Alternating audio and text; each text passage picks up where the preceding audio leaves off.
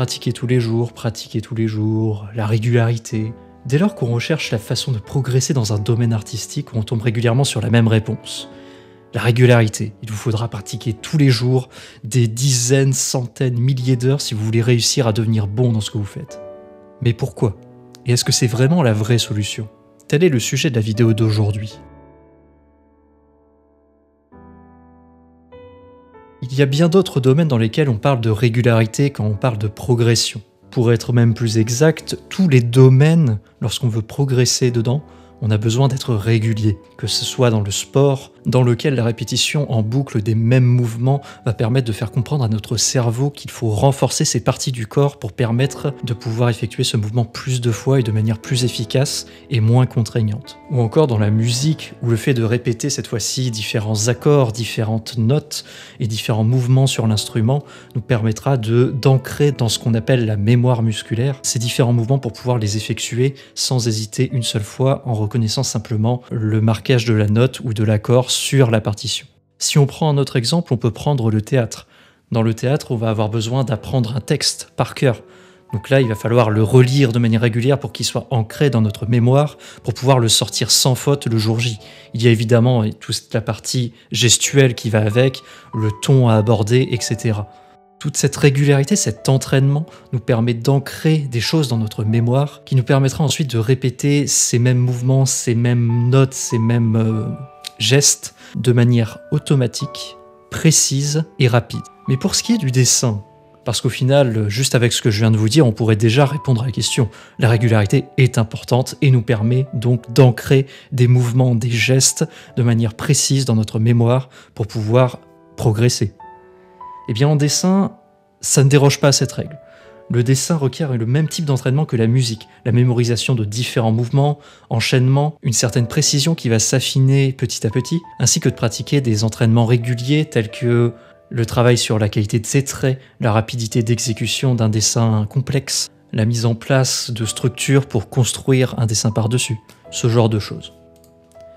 Que ce soit l'aspect le plus important dans la progression dans un milieu artistique ou pas, la régularité est quelque chose qui forcément nous aidera à progresser. Ça, il n'y a aucun doute dessus.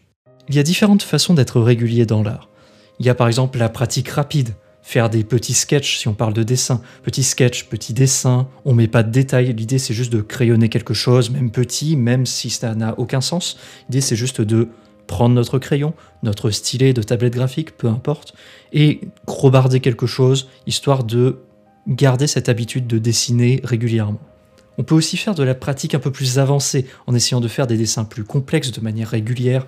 On parle de là de dessins qui peuvent aller de une forme plus complexe, par exemple je dessine un meuble, une personne, un paysage, jusqu'à une œuvre entière qu'on pourrait limite appeler finie, et donc un travail qui demandera beaucoup plus d'heures. On peut aussi partir du principe qu'on fait des sessions d'entraînement de manière régulière. Qu'est-ce que c'est qu'une session d'entraînement? Ça va être quelque chose où par exemple en dessin, on va prendre une feuille et essayer de tracer une série de lignes les plus droites possibles, les plus proches possibles tout en restant parallèles, essayer de dessiner certains objets qui reviennent souvent dans nos dessins, essayer de dessiner quelque chose par rapport à une référence, essayer d'apprendre une nouvelle façon de construire un croquis pour supporter le dessin d'un corps humain par exemple, ou travailler sur une partie très précise du corps par exemple, telle que l'œil, la main, le pied, le visage d'un objet. Et enfin, il y a une dernière façon de pratiquer l'art à laquelle on ne pense pas forcément, c'est l'observation. Le fait de ne pas simplement créer quelque chose, mais de prendre un peu de temps, un temps précis ou pas, pour juste observer quelque chose, observer les alentours, observer un objet, quelque chose, la façon dont il est conçu, la façon dont on se le représente, la façon dont il interagit avec la lumière, la façon dont ses ombres sont créées, ce genre de choses. L'observation, c'est quelque chose qui n'est pas souvent référencé dans les façons de pratiquer l'art, et pourtant c'est quelque chose d'extrêmement important. En effet, l'observation va nous permettre d'ancrer des connaissances dans notre dictionnaire mental, dans notre culture artistique, qui nous permettront plus tard, lorsqu'on sera représenté face à cet objet, cet élément, cette lumière, cette ombre dans un dessin ou une œuvre qu'on produira, on pourra repenser à cette observation qu'on s'est fait et du coup retransmettre quelque chose de plus correct sur notre œuvre. L'un des énormes avantages de l'observation, c'est que c'est quelque chose que l'on peut faire même lorsqu'on est un peu, blasé et qu'on manque d'inspiration. Il y a des jours où on n'aura pas forcément envie de dessiner, même crobarder quoi que ce soit. On ne sera pas vraiment motivé pour le faire. Et c'est dans ces moments-là que l'observation rentre en compte. En prenant ne serait-ce que 5 minutes pour observer un objet et juste réfléchir à comment il est représenté dans notre monde, comment est-ce qu'on pourrait le représenter sur une feuille de papier, sur une toile de peinture, peu importe. Ça nous permettra de gagner en compétences, en connaissances et en confidence au moment où l'on devra reproduire ce même objet ou un objet similaire sur une vraie œuvre. Quand on parle de régularité, il ne faut pas oublier quelque chose de très important. Être régulier, ça ne veut pas dire faire quelque chose qui demande des heures, quelque chose d'extrêmement précis, de sortir un chef-d'œuvre à chaque fois, tous les jours, pendant toute l'année, tout le mois ou peu importe. Être régulier, ça peut être uniquement sortir son crayon pour faire un crowbar pendant 5 minutes. Ça peut être, comme je l'ai expliqué juste avant, ne rien sortir du tout, et juste pendant un moment vide de notre journée, dans une salle d'attente, pendant un voyage par exemple, regarder par la fenêtre, regarder un élément, quelque chose, et juste l'observer en se disant comment est-ce que je pourrais le reproduire dans une œuvre. De cette façon, pour être régulier, il ne faut plus avoir besoin de 10 heures dans la même journée. On peut simplement se contenter de 5 minutes, 1 minute, peut-être même moins, mais du moment qu'on fait ça de manière régulière, c'est-à-dire une fois par jour, 2 fois par semaine, une fois par mois, peu importe la fréquence, le but c'est d'avoir ce genre de réflexion au moins une fois tous les intervalles qu'on se définit. Et puis à force d'être régulier sur un certain intervalle, on pourra essayer d'aller viser la formation d'une habitude. En parlant des habitudes, il y a un on-dit qui dit qu'une habitude se forge en 21 jours. Bon, il se trouve que cette affirmation est totalement fausse.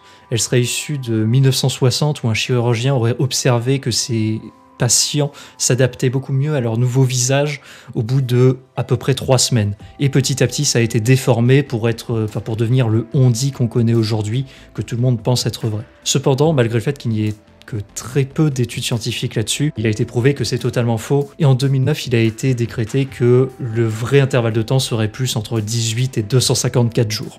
Avec une moyenne de 66 jours pour forger une nouvelle habitude. Comme quoi, ça peut être tout ou rien. Mais en vérité, je commence à partir là-dessus, mais on s'en fiche un petit peu. Parce qu'en fait, on n'a pas besoin d'être régulier toute l'année. On n'a pas besoin d'avoir une vraie habitude. Ce qui est important, c'est de se forcer à être régulier sur un intervalle donné. Cet intervalle, ça peut être une fois par heure, une fois par jour, une fois par semaine, une fois par mois, une fois par an. Ce qui compte, c'est uniquement de réussir à tenir ces intervalles. Et d'ailleurs, c'est également en répétant des intervalles réguliers que l'on forge ses habitudes. Comme quoi, il n'est pas nécessaire de se forcer à faire quelque chose tous les jours de notre vie pour espérer être bon ou même forger une habitude de régularité sur ce même domaine. Bon, comme à chaque fois sur ce format, on va parler de mon expérience personnelle. Personnellement, j'ai toujours eu du mal à être très régulier dans ce que je fais, et d'ailleurs je pense que ça se voit via tout ce que je peux partager en ligne, c'est vraiment très anarchique pour le moins qu'on puisse dire. Mais j'ai tenté en octobre dernier le challenge le plus connu en challenge de dessin, même challenge artistique je pense, qui est ce qu'on appelle Inktober. Qu'est-ce que c'est qu'Inktober ? C'est un challenge en ligne qui définit une liste de mots et qui nous demande juste d'être régulier et de tous les jours faire un dessin autour de ce thème ou d'un autre thème, ou mélanger tous les thèmes. Il n'y a pas vraiment de règles imposées, mais le seul but est de nous forcer à être régulier sur une période de 1 mois. Si on n'a pas d'inspiration, le mieux c'est de suivre les différents mots qui sont donnés chaque année, à raison de 1 mot par jour. Et si on veut respecter le challenge jusqu'au bout tel qu'il a été créé, il faut réaliser ses œuvres uniquement avec de l'encre ou en imitant l'encre de manière digitale. Donc c'est-à-dire dessin la plupart du temps en noir et blanc, et donc avec des techniques qui sont plus propres de l'ancrage que de la peinture. J'ai relevé ce challenge cette année parce que j'avais toujours envie de l'essayer. C'est quelque chose dont on entend parler tous les ans lorsqu'on est un minimum dans le milieu artistique. Et il se trouve que ça m'a appris beaucoup de choses et que j'ai été très satisfait du résultat, tellement que si vous en avez la possibilité, je vous invite à essayer vous-même ce genre de challenge dans le futur. À savoir qu'il existe ce genre de challenge sur tous les mois de l'année, même si Inktober est le plus connu. Vous pouvez d'ailleurs voir le résultat de mon Inktober actuellement sur votre écran. Ce qui est bien avec ce genre de challenge qui sont mondiaux, publics et sur une durée très définie, c'est qu'ils vont nous forcer à être réguliers sur un certain intervalle de temps, et que même sans chercher particulièrement à analyser ce que l'on a réussi à faire sur le jour précédent, on va pouvoir s'améliorer sans s'en rendre compte. C'est quelque chose dont je me suis vraiment rendu compte à la fin d'Inktober, et même on peut dire à partir de la moitié du challenge. Petit à petit, on commençait à s'habituer à se dire « Ah, qu'est-ce que je vais pouvoir faire sur le thème de demain ? Ah, ok, hier j'ai testé cette façon-là de faire, je vais essayer de refaire pareil. Oh ça a super bien marché hier, donc je vais essayer de faire un truc similaire. J'adore l'effet que j'ai réussi à faire sur ce dessin-là. Celui-ci, j'ai moins bien réussi. Faudrait que j'essaie de faire des trucs plus comme ça, plus comme ci. » Et tout ça, c'est des mécanismes de pensée qui viennent naturellement quand on fait ce genre de challenge. Et c'est quelque chose qui permet énormément de s'améliorer. Il n'y a qu'à voir le résultat de mes 31 jours. Sur les débuts, on voit que j'essaie de prendre mes marques et que je sais pas forcément ce que je veux faire, que j'ai pas non plus notion de tout ce que j'ai le droit de faire qui soit considéré comme ok par rapport au thème général du challenge. Puis petit à petit, on voit que je commence à m'améliorer et commence à réfléchir de plus en plus à la composition, à réussir à faire des choses de plus en plus intéressantes et de plus en plus techniquement abouties. Malgré le fait qu'il y a quand même des jours où on peut estimer qu'il y a des petites rechutes, si on peut dire, où le dessin est fait un peu plus rapidement parce que soit j'avais moins de temps dans la journée, j'étais moins motivé, ou le thème ne m'inspirait pas plus que ça. C'est quelque chose qui arrive régulièrement. Mais au final, on se rend compte que ce mois de travail m'a permis de m'améliorer de manière générale sur toutes mes qualités de dessin. Et une fois que vous avez fait ce genre de challenge, vous ne pouvez en ressortir que grandi. Ce qui est intéressant avec ce genre de challenge, c'est que c'est aussi une gymnastique mentale. En effet, le fait d'avoir un seul mot comme thème va nous demander de réfléchir énormément sur ce mot, qui plus est en anglais de base et donc n'a pas forcément les mêmes dérivés en termes de synonymes qu'un mot français. Et on va devoir retourner ce mot dans tous les sens pour essayer de trouver un sujet qui nous inspire quelque chose pour pouvoir dessiner autour de cela. Et ça, c'est quelque chose qui est très intéressant, artistiquement parlant, le fait de se fixer un thème et d'essayer de trouver l'inspiration autour de celui-ci, plutôt que d'avoir simplement une feuille blanche et être en mode « je peux dessiner ce que je veux ». Et c'est quelque chose d'autant plus intéressant pour les personnes qui ont du mal à trouver de l'inspiration. Le fameux syndrome de la page blanche. On se retrouve pendant des heures devant une page blanche pour finir par fermer le logiciel ou ranger la feuille en se disant « il n'y a rien qui vient aujourd'hui, tant pis ». Très honnêtement, je vous conseille d'essayer ce genre de challenge une fois. Même si vous devez essayer peut-être une semaine sur les 4 semaines ou quelques jours lorsque les thèmes vous inspirent plus qu'autre chose, il n'y a aucune obligation. Le but de ce genre de challenge est uniquement de se dépasser, de réussir à être régulier et de pratiquer l'art et le partager. Enfin, un dernier avantage sur ce genre de challenge, c'est que du coup tous les jours, toutes ces personnes partagent le résultat de ce qu'ils ont fait sur le même thème que le vôtre. Et du coup, ça nous permet de voir de quelle façon est-ce que les autres sont inspirés, mais aussi de se dire, on avait les mêmes contraintes au départ, eux, ils ont réussi à faire ça, et je trouve que c'est magnifique. Comment est-ce qu'ils ont fait, et est-ce que je peux essayer de capter comment ils ont réussi à faire techniquement pour pouvoir, moi, adapter les mêmes techniques sur mes propres dessins. Même s'il y a ce genre de challenge plus ou moins tous les mois, ce que je vous conseillerais de faire, et ce que j'ai fait moi-même, c'est d'essayer de vous caler un sujet, un thème d'étude et une durée précise dans le temps sur lequel vous allez travailler ce sujet, et d'essayer d'être régulier sur cette période donnée. Pour illustrer ce que je viens de dire, j'ai passé la dernière semaine avec comme sujet le character art, c'est-à-dire le fait de dessiner des personnages, et je me suis donné un intervalle de 7 jours sur lesquels je pratique une fois par jour. Et j'ai sorti ces 7 dessins que vous avez actuellement à l'écran. Et du coup, tous les jours, lorsque je prenais le temps de dessiner le personnage du jour, j'essayais d'analyser le dessin de la fois d'avant. Par exemple, le jour 1, donc j'ai fait mon premier dessin. Le jour 2, j'ai regardé ce premier dessin pendant un bon moment, j'ai fait de l'observation, et je me suis dit, ça j'aime beaucoup, ça j'aime beaucoup moins, cette main elle est trop grande, ce pied il est bizarre, ce trait il aurait pu être un peu moins large, ce fond est un peu fade, ces couleurs ne vont pas bien ensemble, j'aurais dû changer la couleur de tel ou tel trait, je trouve que cette position ne fonctionne pas bien, je n'ai pas réussi à bien mettre en place la figure de référence sur laquelle je m'étais basé, ce genre de choses. Essayez de passer beaucoup de temps à observer ce que l'on a fait pour essayer d'en tirer tous les petits trucs où on se dit j'aurais aimé faire mieux sur ce dessin à ces points-là. Et prendre ces points-là et essayer de faire notre nouveau dessin en prenant en compte ces erreurs qu'on a fait, quitte à les reproduire encore derrière, mais du coup en essayant de s'améliorer sur les points qu'on a relevés. Une fois que le deuxième dessin est fait, avant le troisième dessin, on va faire la même chose, on va regarder le deuxième dessin et le premier, et refaire cette liste de choses qu'on n'a pas bien réussi à faire, pour finalement prendre cette liste et essayer de l'appliquer au troisième dessin. et ainsi de suite jusqu'au dernier dessin de la série. Une façon de s'améliorer et d'analyser ce qu'on a fait sur les jours précédents, c'est d'essayer de comparer ça à, par exemple, mon thème, c'était donc le character art. Donc je suis allé chercher chez les artistes que je peux suivre, les artistes dont je trouve le travail inspirant pour moi. J'ai regardé leur character art et je me suis dit, ah, eux ils font ça, ce genre de traits ils sont plus fins, tiens les mains ils les font un peu comme ça, ah je vois qu'il y a un petit truc ici que je sais pas faire et qu'eux ils ont réussi à faire. Et petit à petit essayer de gratter ces petits détails par-ci par-là et de se focaliser sur ces mêmes détails en prenant donc en compte nos erreurs et les choses qui nous inspirent pour essayer de tout mettre en place sur notre prochain dessin.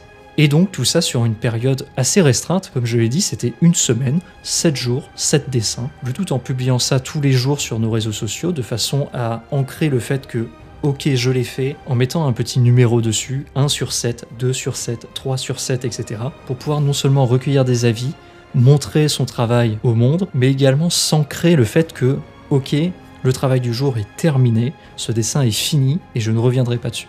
Il n'est donc pas nécessaire de faire des sessions de 1 mois, ou même d'une semaine, juste il faut être précis sur un certain intervalle de temps qu'on se définit et être sérieux par rapport à celui-ci. Même si on doit faire un petit écart, pour être très franc, il y a un jour dans ces 7 jours où j'ai loupé le truc parce que j'étais pas inspiré ni motivé, et du coup au final ça a mis 8 jours, mais c'est pas grave, le but c'était d'avoir fait 7 dessins, j'ai fait 7 dessins. Donc tout est bien qui finit bien, le challenge est réussi. Pour conclure, il va de soi que, comme pour toute activité, c'est la pratique et la régularité qui nous permettent de vraiment progresser. Ça, tout le monde le sait. Et c'est pourquoi la réponse qui revient le plus souvent lorsqu'on recherche comment progresser dans n'importe quoi est pratiquer tous les jours, pratiquer régulièrement, être régulier. Cependant, il faut se retirer de l'esprit qu'il suffit juste de se buter à la tâche, à produire des œuvres qui nécessitent des heures de travail à chaque fois pour réussir à progresser. Il existe plusieurs façons d'être régulier sans avoir à se dégoûter de ce qu'on fait. L'observation est un des exemples les plus faciles à mettre en place sur cette régularité. 5 minutes par jour peuvent suffire. En recherchant pour cette vidéo, j'ai trouvé pas mal de choses qui marchent bien pour moi. Et vous en pensez quoi? Qu'est-ce qui marche pour vous? N'hésitez pas à me le dire en commentaire, et n'oubliez jamais, si les autres peuvent le faire, pourquoi pas nous?